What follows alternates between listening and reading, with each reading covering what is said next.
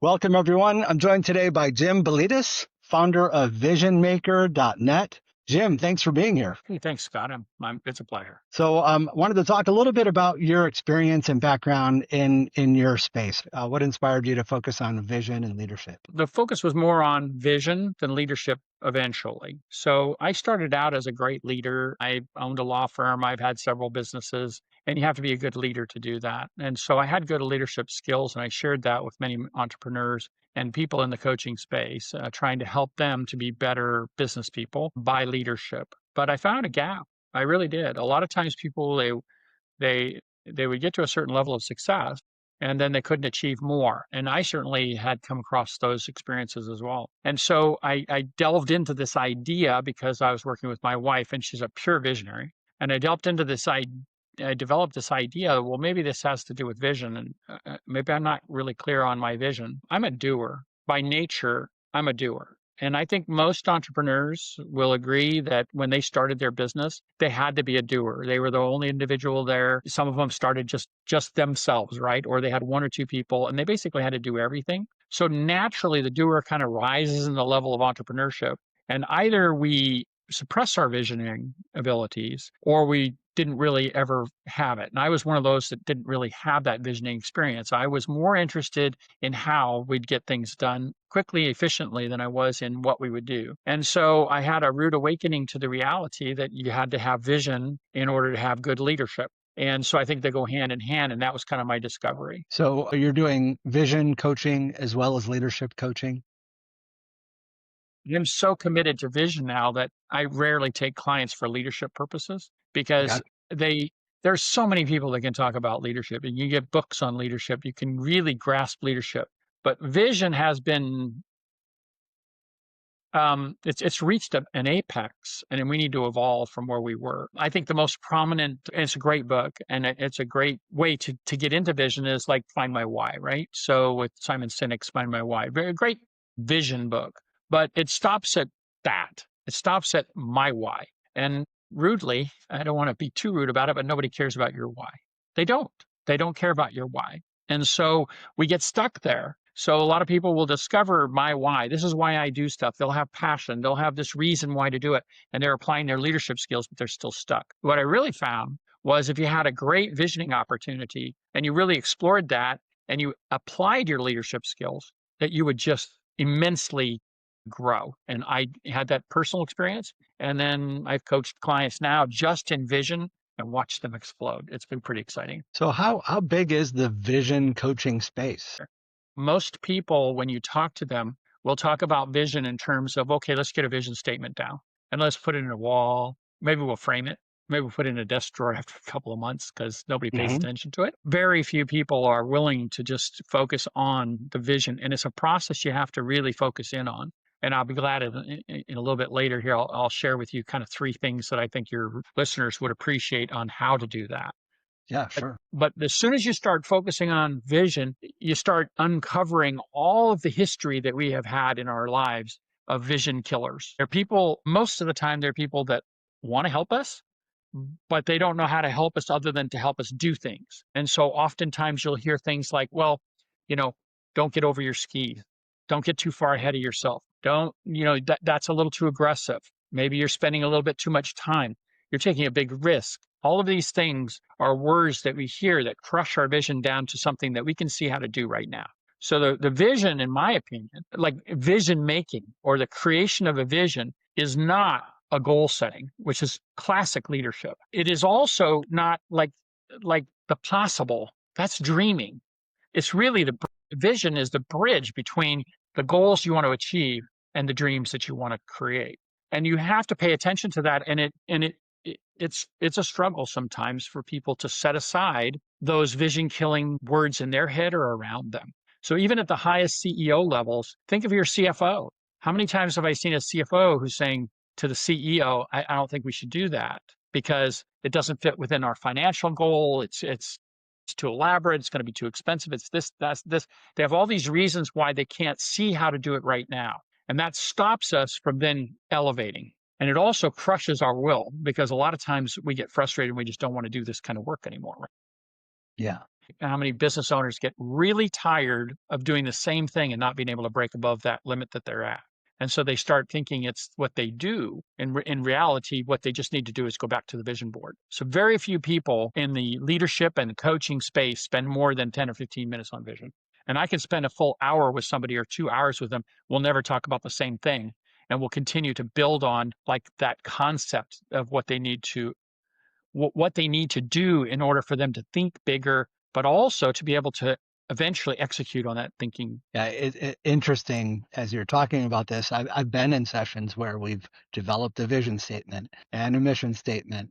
How often do we look back at vision, and is it a driving force in the organization, or is it just something, an accolade, like you said, it's up on a wall or in a desk drawer at some point down the road? So how do you convince leaders about the importance of vision as you're describing it? I think one of the easiest capabilities in talking with leaders is to ask them, is vision a part of your business? What is your vision? Should I come in and talk to your employees and ask them, what is the vision?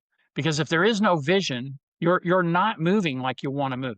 That's why you're frustrated. That's why you're calling me. That's why you're approaching me for conversation about this. And it really comes down to a dissatisfaction with where you are. Why is it that we're not able to do what we want to do? Well, let's get another marketing campaign going. How many different ways do we say the same message over and over again before we realize the message isn't resonating because people aren't interested in it? They're not interested in it because it's not a vision that's encompassing more than just you. So one of the core first principles that I think need to be addressed is a vision that's bigger than you and bigger than what you do and bigger than your customer even. And that's a challenge. To think that way is a real challenge because most of the time what we think of is, well, wait a minute. I mean, I provide a service or a product to an individual. I've target marketed that individual. This is what we do. This is what we do really well. And this is where we own our space. And yet that's the doer side of things. The visioner would attract all kinds of people to their product, even if they're not going to buy it. They would talk about their product. People would want to work for you because they're tied to the vision. How many leaders do we have right now that say, I can't hire people, good people? I can't find them. And part of the reason is because your vision isn't big enough for them to actually get excited about it. This is a job. So when we start talking about how to find good employees, how to break through new markets, how to break through our current ceiling, whatever our business ceiling is, when I mention vision, get a little bit of a roll of the eye and oh, you've been there, but done that. Let's not spend any time on that. And then by the end of that first session, they're pretty much convinced that, wow, we've missed so much here. Yeah, interesting. So I think that's the approach. Are they out looking for people that are focused on vision? Very few. Yeah. Is it the number one success measure? Of course it is. Think of Apple. Steve Jobs was a visionary. I can go through 8 or 10 companies. Everybody will go, yeah, they're huge. They're big. They've got all. It was all starting with vision. But what they think is, well, that's for those guys. That isn't really our company. That isn't what we do. We just sell widgets. You're right about Steve Jobs being probably the ultimate visionary. And look what that vision has built. There's a lot of noise. In the last few years, we've seen so many changes in business. We see how businesses operate with the advent of AI. There's a lot of distractions, and there's probably a lot of challenges that arise because of that. What common challenges are you seeing leaders facing today? Well, the number one element that I'm seeing is, we can't get the right people. That is a really big element for people because the average worker is feeling like they're going to be replaced by AI, or that their job is just so boring enough that all I got to do is type in a query in AI and I'll have the answers for them. Or all I'm going to be is just taking AI kind of content and putting it together for somebody. And there won't be any uniqueness to it. There won't be any intellectual effort to it at all. So therefore, I'm just going to be either replaced or I'm going to be paid low salaries. They're even talking about CFO positions being AI driven, and soon I'm sure it'll be, how it is that coaching is done by AI, right? So that's the number one feedback I get is I can't get good people surrounding me. If I had good people around me, I would really be able to take this further. The second challenge I find is that oftentimes the leadership is divided into 2 camps, and I kind of divide those. I'm not sure anybody in the coaching world would necessarily agree with me on this, but one camp is the leader that's autocratic. And the other camp is that the leader that's a democratic, right? And there's pros and cons to both of those. But when I divide those into two different camps, I can usually see what type of problems are arising from their style and the adoption of that style that isn't necessarily wrong, but they just need to have some changes to their style in order to make it optimal, right? So a democratic person may need to take a little bit more of a stronger position on things or show some leadership qualities or make determinations and decisions. And vice versa, the autocrat giving up some responsibility, some power, some enrolling rather than dictating, right? And so that's the second challenge that I find. And the third is driving revenue. In today's environment, most businesses are concerned about driving revenue. Now we're going through this little, it's a white noise disguised thing, but everybody's bumping prices on everything, right? And the inflationary measures aren't measuring this, but okay, well, we'll just charge everybody for a credit card charge now. And that's an extra 3% onto our margins that we made that we weren't making before.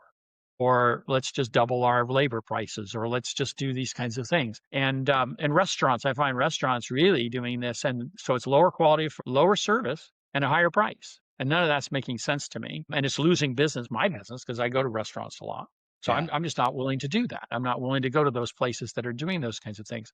And so I think this is a hidden complication that we're seeing in a lot of businesses. So those three things I think are the focuses of where businesses are suffering from right now, including the AI dilemma. What do Yeah. you think?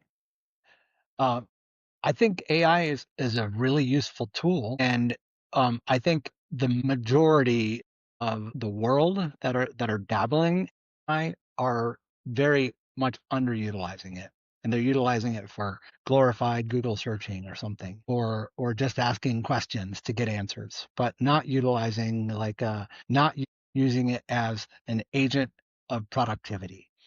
And so because of that, it's a neat little trick to a lot of people. And then when there are people really investigating ways of utilizing it and finding opportunities with AI, there's a lot of noise around what the possibilities are. So they don't know where to go. A lot of people, I think a lot of businesses are searching for ways to work with AI because it's the hot thing right now. And if you can offer an AI solution to a problem, then you're grasping a little bit more where you might not have gotten that before. I think it goes exactly away from what you're talking about with vision, where it's just creating a distraction in many cases with a lot of people. I agree with you. And I think the employee themselves are saying, well, it's change, right? Every time we go to a company and we're recommending change, there's always resistance. So it Yeah, doesn't surprise me that even at the higher levels where you're going to integrate AI into a solution rather than into a query of just information, there's a lot of resistance. I remember creating a database driven software program for my law firm 35 years ago that when it didn't exist. And I happened to be a computer and, at that time in Fortran, if you will, and some of the older languages, I happened to be really involved in that stuff and I understood it. So I propagated it in a law firm and it was yeah, really helpful. But the pushback I got from the employees was crazy until they saw what it did. So we're going to have that learning curve of people actually starting to see it, use it. But I think that the training that's required is to revert them from, well, this is the way I've done it all my career and it yeah. works, to have you tried this tool and is there a way for you to learn how this tool will augment what you're doing in a rapid way, rapid acceleration of what you're doing. And no, You offered a computer solution and employees freaked out because it was different. It was done differently. Maybe they were threatened by someone with a program that you could probably search a database and find information much quicker than somebody could provide it to you. So how's that going to affect me? Is that going to displace me? And I think AI is in a similar place now where people wonder and worry yeah. about those things. And trust. Do I trust, I really care about the organization I'm working at.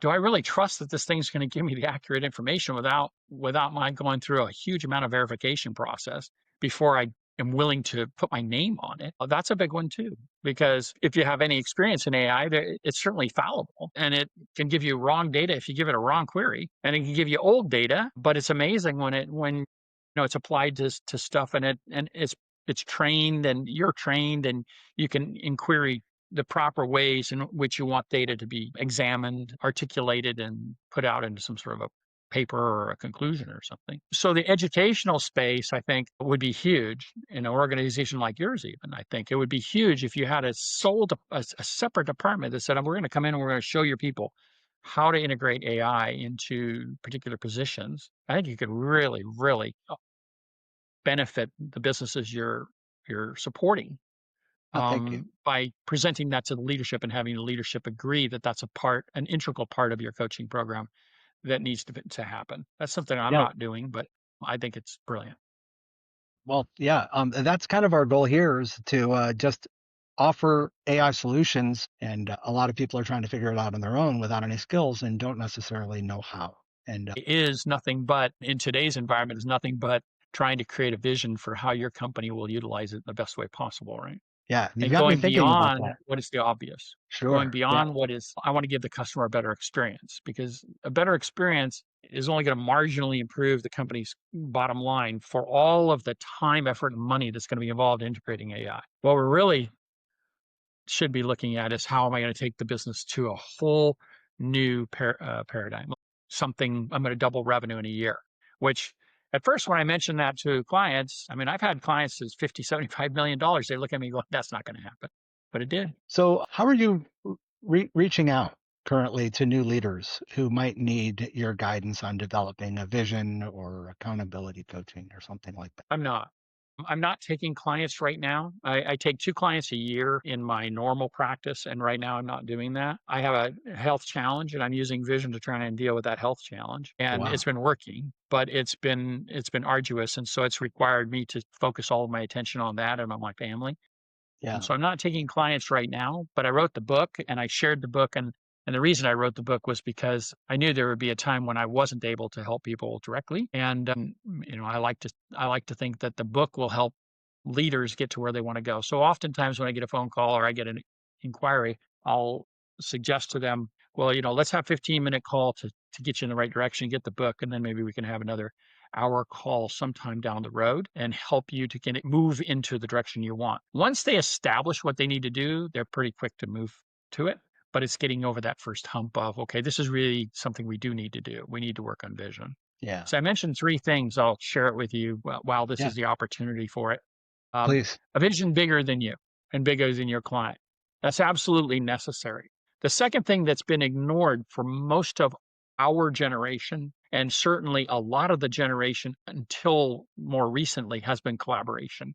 Think of when we come up with these ideas, we want to get a patent. Well, we don't want to tell anybody about our idea, right? Because it's our idea. We don't want anybody to steal it. So we're going to go get it patented. And then once we have it patented, now we're going to be very careful about who we bring in and talk to and get things moving. And usually we're bringing in the doers. Our youngest generation collaborate on everything now, which makes them terrific visionaries. What they lack though, is the ability to get it done. They are great visionaries. They don't know how to get it done and they don't know how to convey it very well. Now, the older generations, we know how to get it done, but we're stuck in the old fashioned way of thinking. We don't do visionary. Well, they get on their phone and instantly they're collaborating with people on their ideas. And then one idea leads to another, leads to another, leads to another. And then soon they have something. And what I see is they launch a product or a service, and then immediately it's competing with a client, and the client doesn't know why they're getting such ground, gaining such ground.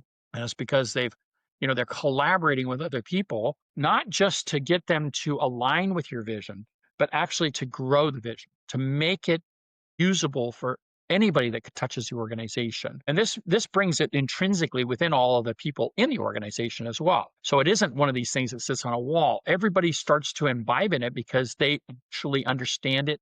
They're a part of it. They help create it and they're committed to it. And then the third is you got to get the word out. Once you get this vision done and you start announcing it, then it's just a matter of time before people go, I want to join that vision. I want to be a part of it. So the new consumer, I believe, is not just interested in the product or the service, but they're also interested in the impact that product or service is going to do. As an example, not all visions have to be, by the way, a social impact. In fact, most shouldn't be, right? Because if it isn't really true or if it's kind of overworked, then it's not going to be effective, right? But look at Tom's Shoes. I think it was Tom's Shoes, right? They created a vision. Well, we want to give shoes to everybody. So if you buy shoes, we'll give shoes. Look at how successful that was. A simple vision like that. When you talked about social impact, the story that came into my head was the Tom Shoes. Yeah. And most people get stuck there. They'll go, well, I had one woman when I was writing a book, I had to go up and write the chapter that night because she goes, I don't care about elephants in Africa. That was her statement at the pool when I was talking about vision, because she was like in this idea that it had to be social. And so I went up, I wrote the chapter when I was in editing. My editor and we had long conversations about whether I should leave that chapter title. I didn't, but it's true. You don't need to, it doesn't need to be a social vision. In fact, most visions and most successful stories that I could share aren't social answers. They're actually practical answers to the challenges that we have in our life every day.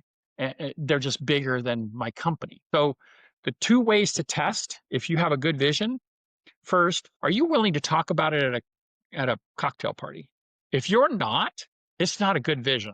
So if it's find my why and, well, I want to make $1 million, and you say that to somebody at a cocktail party, they're going to say, well, that's nice. They're going to walk away. They don't have anything to say.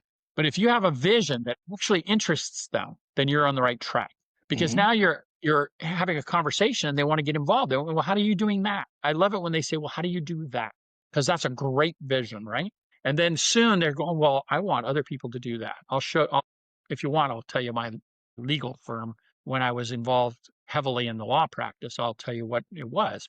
Then the second test of a good vision that will help the leadership, get to where they want to know is the vision itself something that is hard to accomplish without collaboration, without a lot of people saying, I'm going to support it.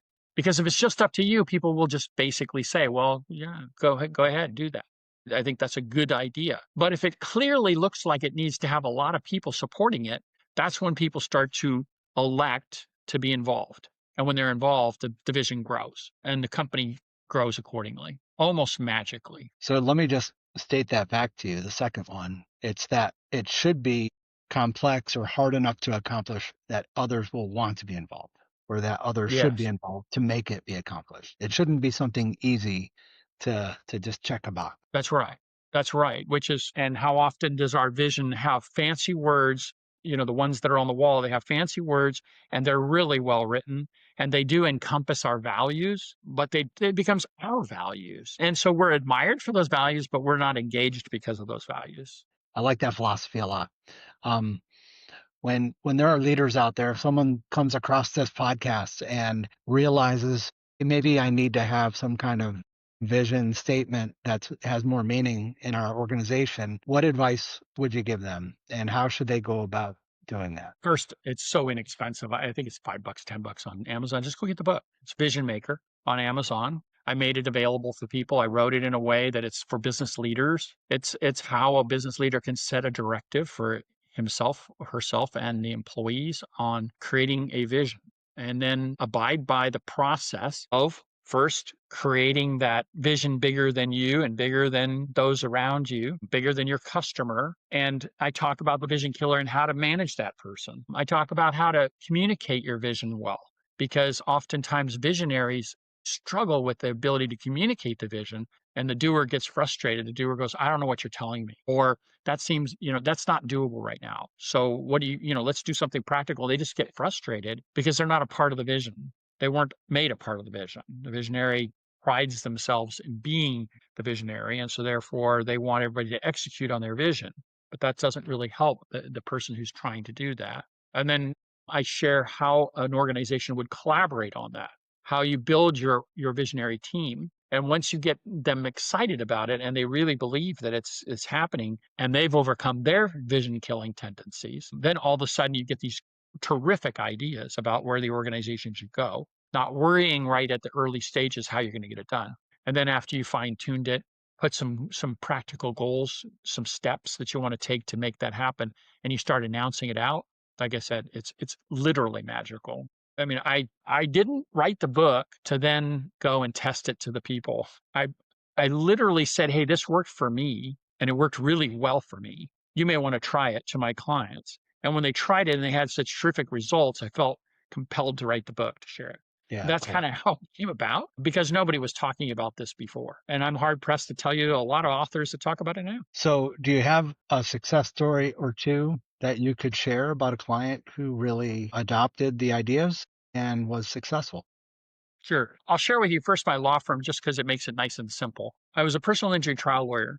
I didn't like to brag about myself, although I have huge accolades. I don't talk about them, but I mean, I was trial lawyer of the year and ethical lawyer of the year and da da da da da, AB rated, Martindale Hubble, all of these great accolades as a trial lawyer. But I found it very uncomfortable at a cocktail party if somebody asked me what I did because simply I didn't want to listen to the 20 lawyer jokes and I didn't really have anything to say if they didn't need a trial lawyer at that moment or a personal injury lawyer at that moment. The vision I developed, though, was I wanted to change the practice of law and I wanted to change the relationship of clients to lawyers in a big way, industry wide.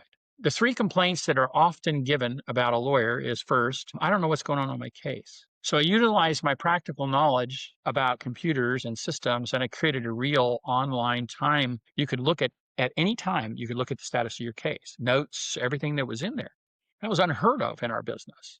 So when I mentioned that, now all of a sudden I had people saying to me, wow, how do you do that? And, why did you do that? Oh, wow. And then next thing you know, they're referring their friends because that's the way that they want to see their friend treated when they go to a law firm. And it creates conversation because they go, well, maybe I should be doing something like that in my business. So that's really cool. And then the second part of it was, telephoning back versus AI and getting a conversation going with somebody. And so, we developed a whole system around that too that I talked about before AI chatbots were popular. And most importantly, it was not a replacement for a conversation with somebody. It was a way for you to instantly get information about your case from the database or from whatever, it could ascertain about where you were and then take you to that person. So you had answers to your questions right away. And if you were done, you could say, okay, that's all I needed to know. Or you could then, you were next director of the personal law firm. So those two things were a vision that was far bigger than me or my client. And it took a little investment, but it paid dividends completely amazingly, right? An event planner that I love, and she's so powerful. Event planning is a well orchestrated, curated industry. It's hard to gain new clients, particularly large corporate clients, unless you have some sort of a name or they've seen you or you know somebody or something like that. So she was in this space, but she had hit a ceiling and she wasn't doing what she really wanted to do. Our vision that we created with the ability or with the help of her staff and her team and everything else was we want to create events that people talk about for 10 years, not just this year, but for 10 years. And we want to be able to every year it's going to get bigger and better because we want it to be so memorable that like it's on it's on everybody's mind every year. I'm not going to miss that event again. When they started applying that, we 10 times their revenue in 2 years. As soon as you start saying stuff like that to somebody at an event meeting, like a Google or CrowdStrike or somebody like that, you're talking to them and they have these events year after year and people come, they eat rubbery chicken, they get a speech from the CEO or from somebody else and then they might have an inspirational speaker and they go, yeah, that was good, but they go home and the next year they're wondering if they should go. When you hear that kind of a pitch coming, suddenly you're like, well, wait a minute, what do you mean by that? What does that look like? Now you've opened the conversation up to something that's incredible. Yeah. And it doesn't necessarily have to be lavish in order for you to accomplish that, but it does have to be unique, right? Appreciate the stories there. Do you think if more and more people are exposed to it, you will have better vision statements in the companies that are out there? I do. I think as more vision has evolved over the last 15 years, 20 years, it evolved from the original, ISP, right? What's my USP, a unique selling proposition, to, all right, well, this is our vision. Let's do a vision statement. Let's do vision points. Let's have all these things that we want everybody to stand for our values. Find my why was very important in the evolution of vision. And then we've kind of plateaued a little bit. We're ready for that next step. That next step is this thing that the young people are already doing they're teaching us really this collaborative effort at creating something that's truly is bigger than you and it's challenged to accomplish. And so it's not only gratifying to the leadership, it's gratifying to the employees because they're a part of accomplishing this incredible vision. It's exciting to potential employees because they want to be a part of that. It gives them meaning. It's exciting to customers because they get to see that vision also. It's the way that we will be. It's just a matter of when it'll be adopted. It's like AI. We will be using AI in the future. It will take time to adopt it. So I think this is an adoptive thing. But the one thing I will say to anybody that's a CEO or C-level, C-suite level person, if you're not working in vision right now, I guarantee you that the up-and-comers are going to take your market share. I guarantee it. So you ought to be really looking at it now and embracing it and deciding, okay, how are we going to, apply ourselves to that? And it's not even expensive.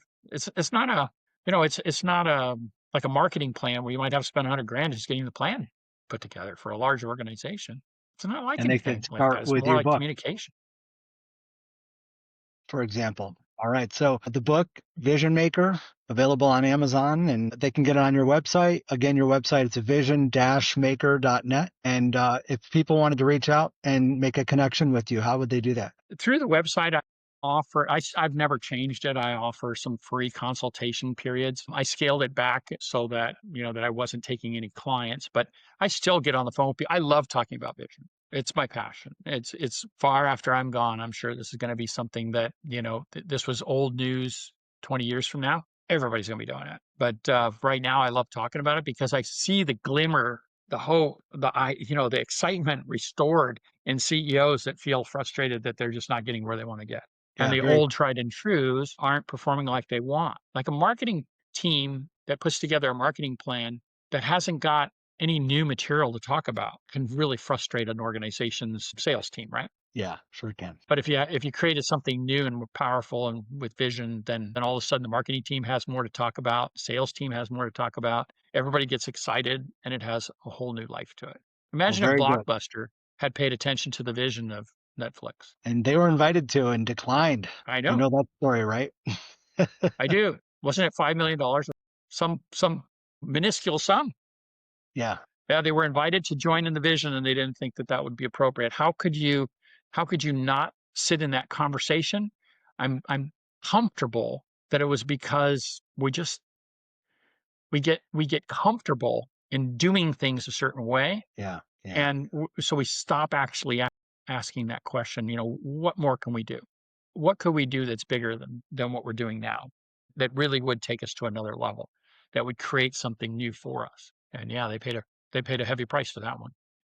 Well, Jim, thank you for your time. It's really an enlightening conversation. I really enjoyed getting to learn more about Vision Maker and what you do. Thank you for joining us on the podcast today. My pleasure, Scott. Anytime. I enjoyed it as well. It was fun to share some of these ideas.